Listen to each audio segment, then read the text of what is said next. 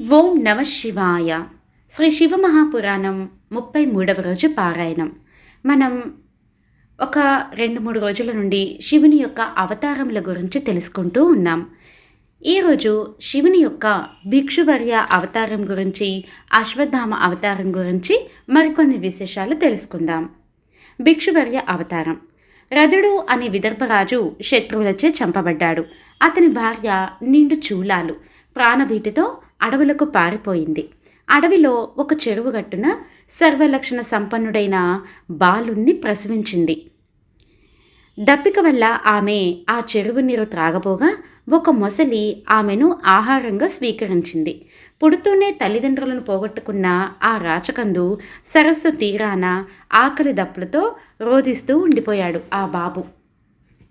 అది గమనించిన శివుడు ఒక బ్రాహ్మణ భిక్షకుణ్ణి దారి మళ్లించి రాచబిడ్డ ఉన్న రేవుకు పంపాడు. అప్పటికే ఆమె చంకలో ఆమె కుమారుడు 7 ఏడాది బిడ్డ ఉన్నాడు. ఆమె ఈ రాచబిడ్డను చూసి తీసుకువెళ్ళి పెంచుకోవాలి అనుకుంది.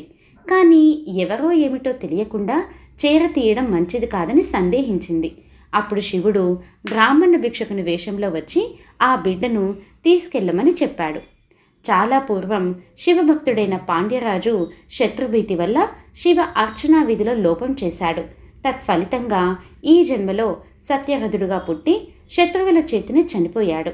ఆ తండ్రి చేసిన పాపం వల్లనే ఈ బిడ్డ ఇలా అనాథగా ఉండిపోయాడు. ఇతని తల్లి గత జన్మలో తన సవతిని కపటోపాయాన చంపిన కారణంగా ఈ జన్మలో మొసలిచే వధించబడింది. కాబట్టి ఈ బిడ్డను తీసుకువెళ్ళి నీ బిడ్డతో పాటే పెంచు, అంతా శుభం జరుగుతుంది అని చెప్పాడు శివుడు. తన నిజం రూపం కూడా చూపించి వెళ్ళారు స్వామివారు. అదే భిక్షువర్య అవతారం.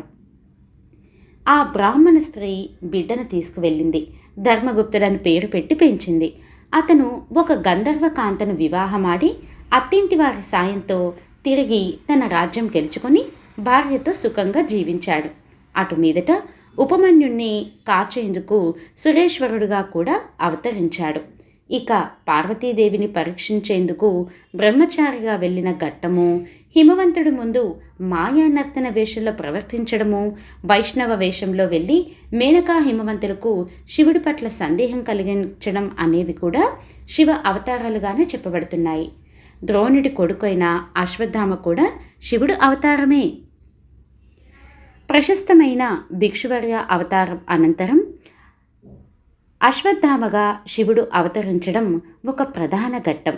నాయక ప్రతినాయకులైన పాండవేయ ధార్త రాష్ట్రీయులకు గురువుగా భాషించిన ద్రోణాచార్యుడు తాను కౌరవులతోనే ఉండడం తటస్థించడం వలన కౌరవర దీక్షతో శివుడి గురించి గొప్ప తపస్సు చేశాడు.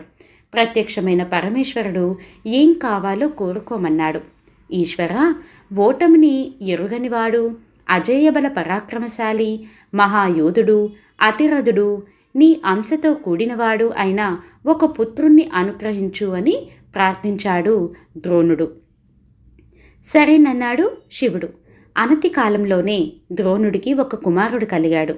అతనే అశ్వత్థామ. సర్వాస్త్ర శస్త్ర విధుడు, అప్రతిహత యోధుడుగా పరిణమించాడు అశ్వత్థామ.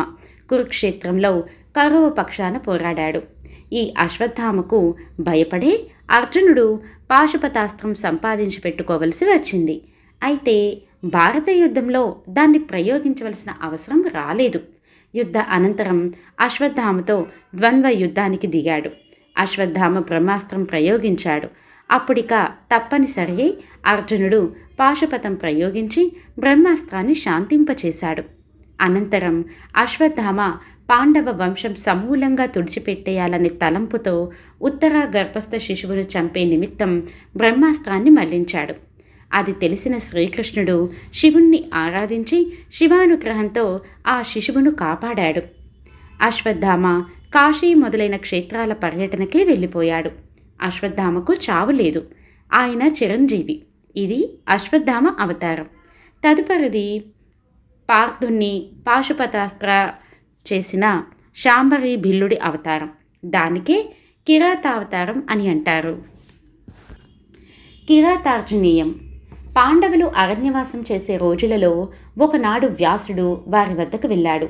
భావి కురుక్షేత్ర ప్రయోజనార్థం దివ్యాస్త్రాల నిమిత్తమై అర్జునుణ్ణి తపస్సు చేయమని ఆదేశించాడు. తపోవిద్యను ఉపదేశించాడు. మంచి రోజు చూసుకొని వాసవి తపస్సుకు బయలుదేరాడు. ఇంద్రకీల పర్వతం చేరి తపోలగ్నుడయ్యాడు. అనతి కాలంలోనే ఉలూచి ప్రియుడి తపస్సు ఉగ్రరూపం దాల్చింది. ప్రసన్నుడయ్యాడు శివుడు. కానీ దివ్యాస్త్ర ప్రదానానికి ముందు నరుడి శక్తి సామర్థ్యాలను పరీక్షించదలిచాడు. ఆ లీలా నిమిత్తమై ముఖాసురుడు అనే రాక్షసుని పిలిచి అర్జునుడి తపస్సుకు విఘ్నం కలిగించమని ప్రేరేపించాడు శివుడు. మూకుడు పంది రూపం ధరించి అర్జునుడి తపఃప్రాంతమంతా అల్లకల్లోలం చేసేయాడు. వాడి ఘోర అకృత్యాలకు గర్జరింపులకు కుతుకుతలాడిపోయాడు. కవ్వడి తక్షణమే ధనుర్బాణాలు అందుకుని ఆ సూకరాన్ని వెంబడించాడు. ఇటు శివుడు కిరాత వేషాన్ని ధరించాడు.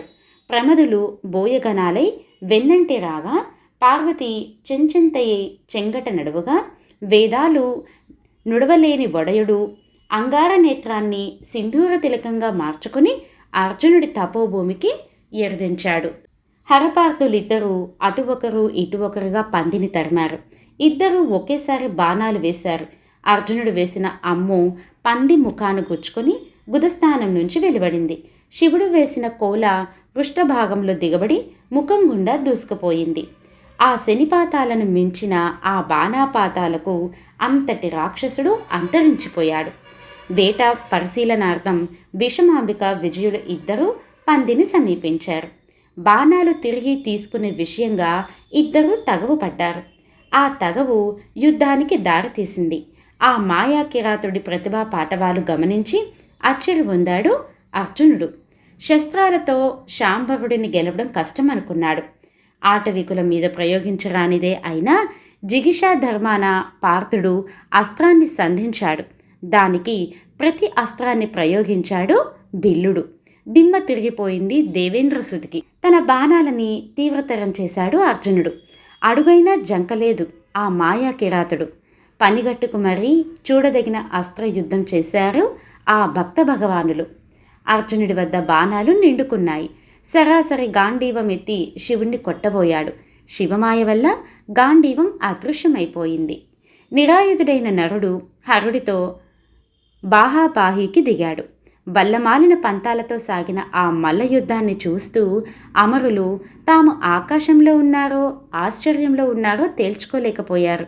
అంత యుద్ధంలో కూడా క్షణమైన శివస్మరణ వదలలేదు కౌంతేయుడు. ఎంతటి భక్తితో అంతటి శక్తియుక్తులు కూడా కల అర్జునుడిని మెచ్చుకున్నాడు భవుడు. తక్షణమే తన దివ్య రూపంతో తోచి అర్జున వాంఛితమైన పాశుపత అస్త్రాన్ని అనుగ్రహించాడు. ఈ అవతారాలే కాకుండా భక్తుల యొక్క శ్రేయాన్ని ఎంచి భగవానుడైన శివుడు 12 జ్యోతిర్లింగాలుగా కూడా ప్రకటితమయ్యాడు. వాటిల్లో మొదటిది సౌరాష్ట్రంలోని సోమనాథ జ్యోతిర్లింగం, శ్రీశైలంలో మల్లికార్జున జ్యోతిర్లింగం, ఉజ్జయినిలోని మహాకాళేశ్వరలింగం, ఓంకారేశ్వరలింగం, నామరూపేశ్వరలింగం, కాశీలోని విశ్వేశ్వరుడు, త్రయంబకేశ్వరుడు, వైద్యనాథుడు, నాగేశ్వరలింగం, రామేశ్వరలింగం, గృష్మేశ్వర జ్యోతిర్లింగం. ఈ 12 జ్యోతిర్లింగాల చరిత్రను తెలుసుకున్న వాళ్ళు భాగ్యశాలులు. కనీసం ఈ 12 లింగాల పేర్లనైనా నిత్యం స్మరించేవారు సద్భావులవుతారు. ఈ 12 లింగాలతోనూ కలిసి రుద్రుని యొక్క 100 అవతారాల గురించి వివరించే శతరుద్ర సంహిత పూర్తయింది. ఇది వేదవ్యాసి మహర్షి రచించిన శ్రీ శివమహాపురాణం శతరుద్ర సంహిత సమాప్తం. ఇప్పుడు 7 సంహితలలో 4వదైనటువంటి కోటి రుద్ర సంహిత గురించి తెలుసుకుందాం. సూత ఉవాచ. ఎక్కడెక్కడైతే భక్తులు భగవంతుణ్ణి ప్రార్థించారో అక్కడెక్కడల్లా లింగ రూపాన అవతరించాడు ఆ జంగమయ్య. ముందుగా ఆ 12 జ్యోతిర్లింగాలను స్తుతించి తత్ఫలం తెలుసుకుందాం. సౌరాష్ట్రే సోమనాథం చ శ్రీశైలే మల్లికార్జునం ఉజ్జయిన్యాం మహంకాళం ఓంకారే మమరేశ్వరం కేదారం హిమవతః పృష్ఠే డాకిన్యాం భీమశంకరం వారణస్యాం చ విశ్వేశం త్రయంబకం గౌతమీతటే వైద్యనాథం చితాభూమౌ నాగేశం దారుకాననే సేతుబంధే చ రామేశం కృష్మేశం చ శివాలయే. పొద్దుట నిద్రలేవగానే ఉపర్యుక్త ద్వాదశ జ్యోతిర్లింగాల పేర్లను కానీ లేదా పై శ్లోకాలను కానీ భక్తితో చదివేవారు పాపాల నుండి విముక్తులై కృతార్థులవుతారు. ఎవరెవరు ఏ ఏ కోరికలతో పఠిస్తారో వారు ఆయా కోరికలు తప్పక సిద్ధింప చేసుకుంటారు. ఏ కోరికలు లేకుండా కేవలం శుద్ధ భక్తితోనే స్మరించేవారు పునర్జన్మ లేని పదం పొందుతారు. స్మరణమే కాకుండా ఆయా జ్యోతిర్లింగాలను దర్శించి అర్చించిన వారు ఈ లోకంలో పరువు ప్రతిష్ట, పాడి పంట, పైడి వెండి కలిగి ప్రఖ్యాతులై సుఖించి పరంలో శివలోకం చేరుకుంటారు. జ్యోతిర్లింగములకు ఉపలింగములు. ఈ 12 జ్యోతిర్లింగాలకు 12 ఉపలింగాలున్నాయి. సోమనాథుడికి ఉపలింగం అంతకేశుడు, మహీనది సముద్ర సంగమం చెందే చోట ఉంది. శ్రీశైల మల్లికార్జున జ్యోతిర్లింగానికి ఉపలింగం భృగు కక్షలోని రుద్రేశ్వరలింగం. మహాకాళేశ్వరుని ఉపలింగం నర్మదా తీరంలో దుగ్ధేశ్వరలింగం. కేదారేశ్వరునికి యమునా తీరాన భూతేశ్వరం. భీమశంకరుడికి సహ్యగిరి మీద భీమేశ్వరలింగం. మల్లికా సరస్వతీ నదుల సంగమం వద్దనున్న మరో భూతేశ్వరలింగం నాగేశ్వరలింగానికి ఉపలింగం. రామేశ్వరుడి ఉపలింగం గుప్తేశ్వరుడు. గృష్మేశ్వరుడు ఉపలింగం వ్యాఘ్రేశ్వరుడు. ఈ ఉపలింగాన్ని దర్శించేవారి ఉపకర్మలన్నీ ఊడ్చుకుపోతాయి. ఇక్కడికి ప్రధాన ఉపలింగాలు వెరసి 24 చెప్పాను. మరికొన్ని ప్రసిద్ధ లింగాలు వినండి. ప్రాగుదీచి లింగములు. కాశీక్షేత్రం దానికదే ఒక మహాలింగంగా గౌరవించబడుతోంది. ఆ వారణాసిలో విముక్త, కృత్తివాస, వృద్ధవాల, తిలభాండ, దదాశ్వమేధేశ్వరాది శివలింగాలు అనేకం ఉన్నాయి. గంగాసాగర సంగమం వద్ద భూతేశ్వర, సంగమేశ్వర లింగాలు, కౌశికీ తీరాన, గండకీ తీరాన అర్ధనారేశ్వర, వటికేశ్వర లింగాలు, ఫల్గుణ నదీ తీరాన పూర్ణేశ్వర, సిద్ధినాథేశ్వరాలు ప్రసిద్ధులు. ఉత్తర నగరంలో దూరేశ్వర, శృంగేశ్వర, వైద్యనాథులు ప్రముఖులు. దదీచి మహర్షిదగు యుద్ధ ప్రాంతాన జపేశ్వర, గోపేశ్వర, రంకేశ్వర, వామేశ్వర, నాగేశ్వర, కామేశ్వర, విమలేశ్వర, వ్యాసేశ్వర, సుకేశ్వర, భాండేశ్వర, హూంకారేశ్వర, సులోచనేశ్వర, భూతేశ్వర, సంగమేశ్వర లింగాలు తెలుసుకోదగ్గవి, దర్శించుకోదగ్గవి, అర్చించదగ్గవి అయి ఉన్నాయి.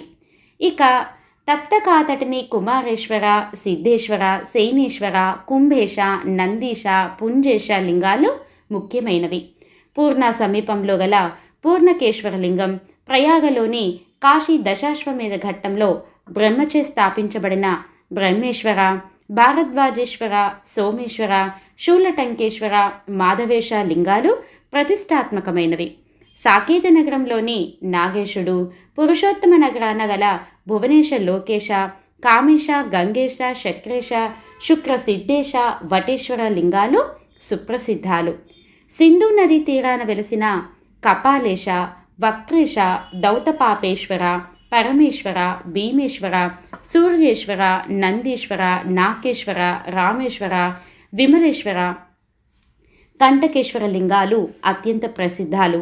పూర్ణసాగర సంగమం చెంత చెల్వారే దర్తుకేశ్వర, చంద్రేశ్వర, సిద్ధేశ్వర, బిల్వేశ్వరి, అందకేశ్వర, శరణేశ్వర, కర్దమేశ లింగాలు ఇవన్నీ కూడా చూసి తీరదగ్గవి. అర్బుదాచలంలో కోటీశ అచలేశుని అర్చించి తీరాల్సిందే. కౌశిక తీరస్థన నాగేశ, అనంతేశ్వర, యోగేశ్వర, వైద్యనాథేశ్వర, కోటీశ్వర, సప్తేశ్వర, భద్రేశ్వర, చండీశ్వర, సంగమేశ్వర లింగాలు భుక్తి ముక్తి ప్రదాలుగా అలరారుతున్నాయి. ఇవన్నీ ఉత్తర దిక్కున, తూర్పు దిక్కున గల శివలింగాలు. ఇక దక్షిణ దిశగా చూద్దాం. చిత్రకూట పర్వతాన బ్రహ్మపురిలో బ్రహ్మదేవుడు మత్త గజేంద్రేశ్వరుడు అనే శివలింగాన్ని స్థాపించాడు. దీనికి తూర్పు దిక్కున కోటేశుడు అనే లింగం ఉంది. గోదావరికి పడమటి తీరాన పశుపతి నాయకుడు అనే లింగం ఒకటి. అలాగే దక్షిణాన అత్రేశ్వర లింగం ఉంది. ఇది మహాసాధ్వి అనసూయను తృప్తిపరచేందుకు వెలసిన లింగమని చెప్పబడుతోంది. ఇది శ్రీ శివమహాపురాణం 33వ రోజు పారాయణం సంపూర్ణం. శివార్పణం. స్వస్తి.